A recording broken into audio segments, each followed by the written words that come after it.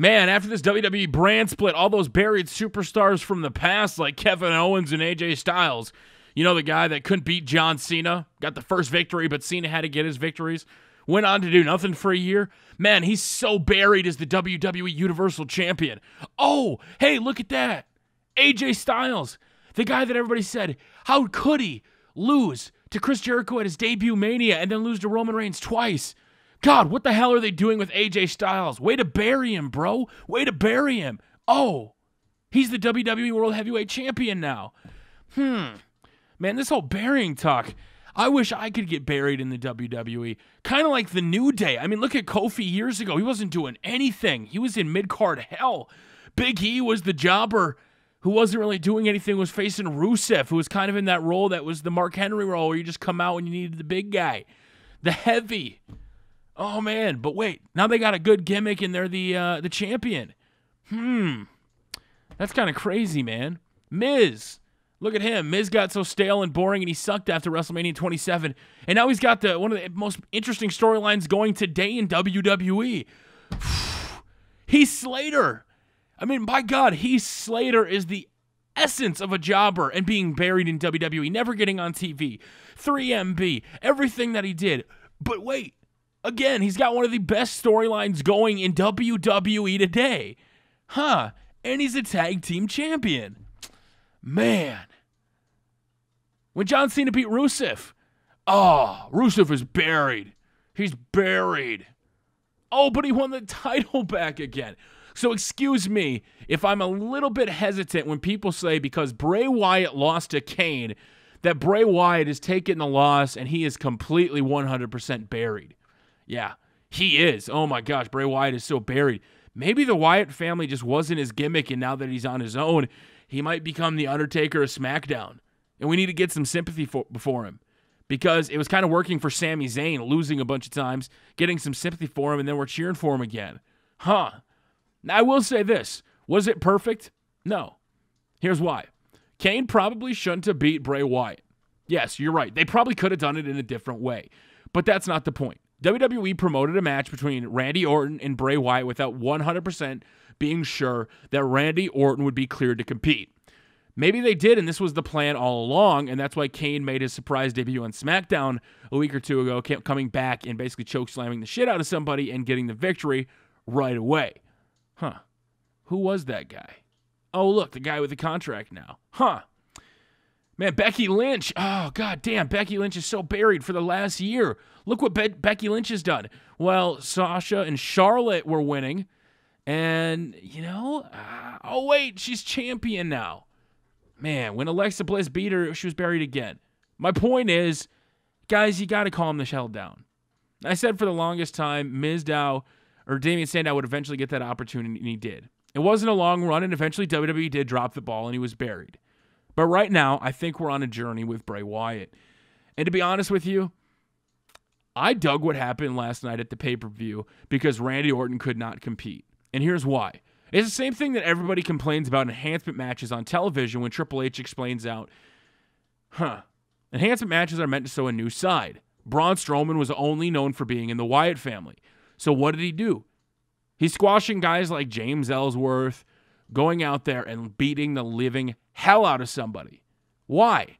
Because Braun Strowman for the last year has been shackled with the Wyatt family, and we don't know anything about Braun Strowman by himself. Now we're starting to learn. Well, what is a Bray Wyatt without the Wyatt family?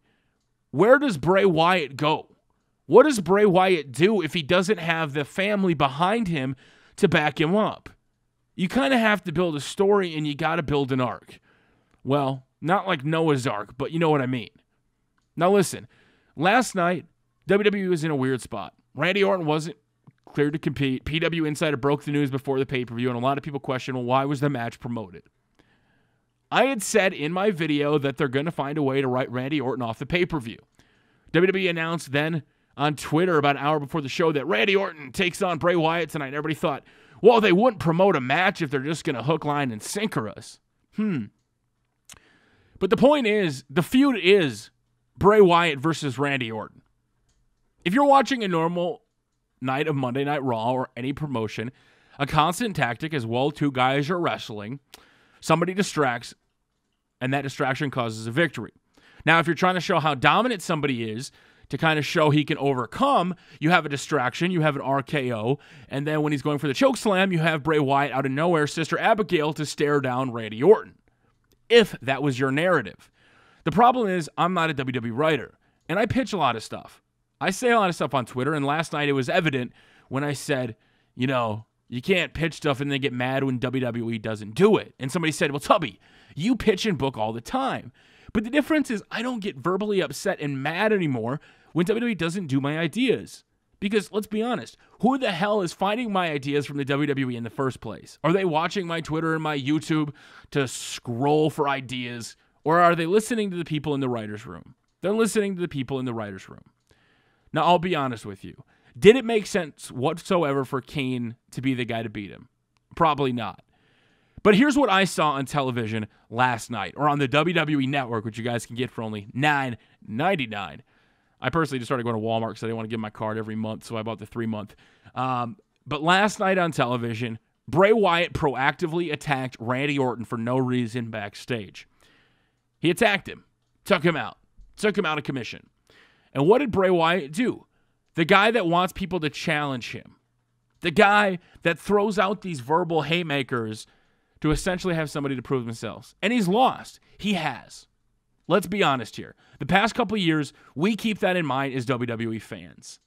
But when the brand split happened, especially for my own sanity, because I was sick of being upset and mad all the time that WWE would do something stupid or bury a superstar, I came to the realization that the draft is a new era. It's like if you have a favorite TV show and it gets rebooted. You're going to have the characters around, but let's be honest.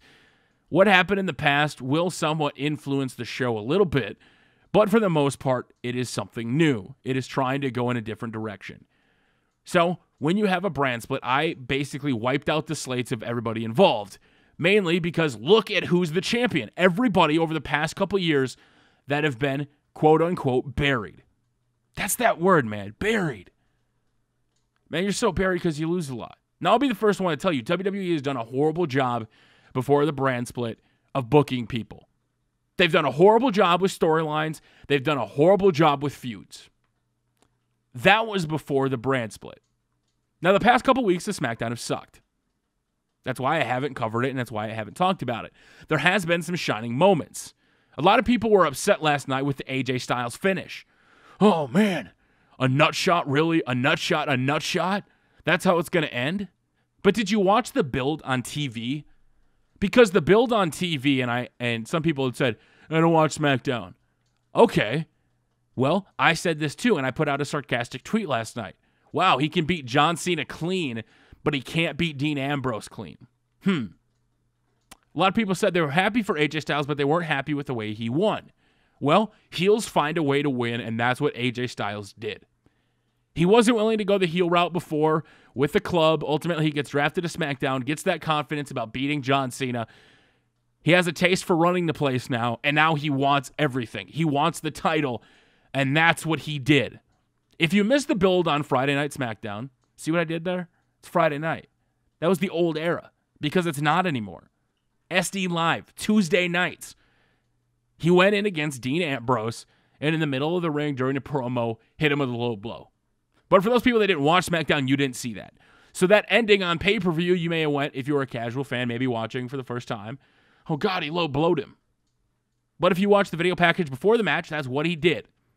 So, based on what was presented on TV, we could have expected a similar finish. Now, I didn't.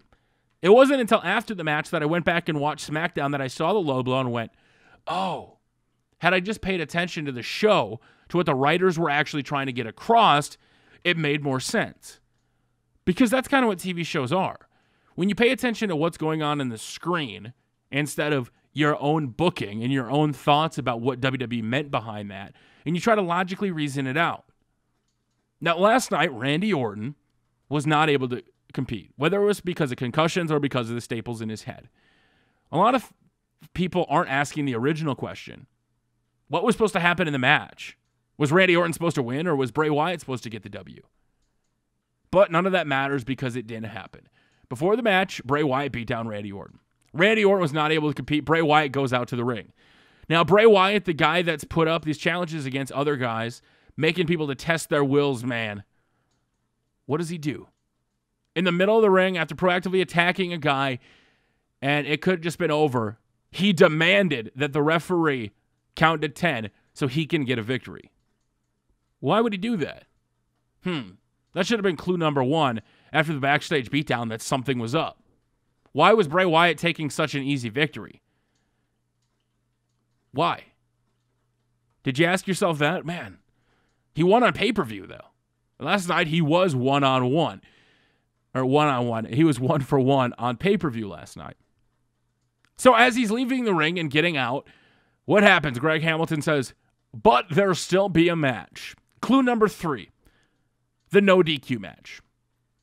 Did it set off light bulbs in anybody's head that the whole point of Bray Wyatt versus Randy Orton was, in fact, Bray Wyatt versus Randy Orton? And when Randy Orton was not able to compete, you have to have a plan B. And that plan B involved continuing the feud between Bray Wyatt and Randy Orton. And by doing that, how many more people would have been upset based on what they've seen? The guy, they wanted Bray Wyatt. They wanted to see Bray Wyatt wrestle because he's the underdog. He's losing. He's doing this. But then he comes out, and what does he do? He tries to get that count-out victory. That dirty victory. Then unexpectedly, Kane comes out. You weren't expecting to have a match because you proactively beat somebody down ahead of time. It's the same reason why I said Eva Marie's booking was some of the best booking, because it was getting other people over. Everybody said, why is Eva Marie even on the show? Why is she here? But she wasn't used to wrestle. She came out the first week.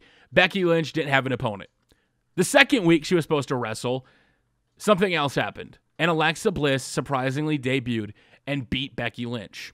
Man, Becky Lynch was, again, getting buried. So buried. But what happened? At the pay-per-view last night, Becky Lynch became the champion.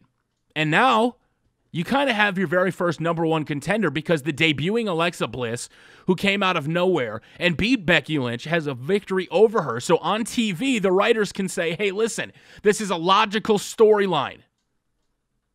When you actually pay attention to what's presented on TV and not sit there going, oh, they should do this or that, you kind of understand it more. Now, I can't make any justification for why Kane was there, other than the fact when WWE needs somebody, Big Show and Kane step up.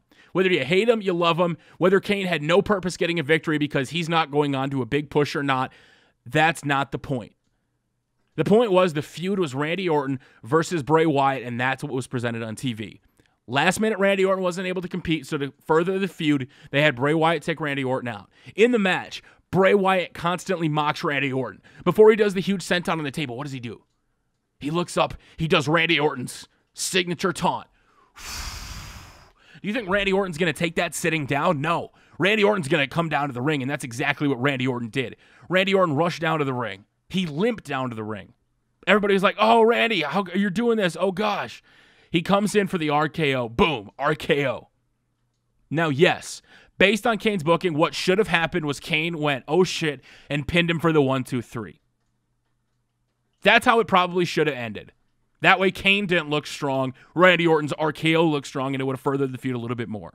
But instead, Kane got the chokeslam, and Bray Wyatt took the loss. But it furthers Bray Wyatt versus Randy Orton. You know how you're pissed and upset for Bray Wyatt right now? Well, when he wins, god damn, that's going to be a good feeling. Right? That's what entertainment is, and that's what WWE is hopefully doing.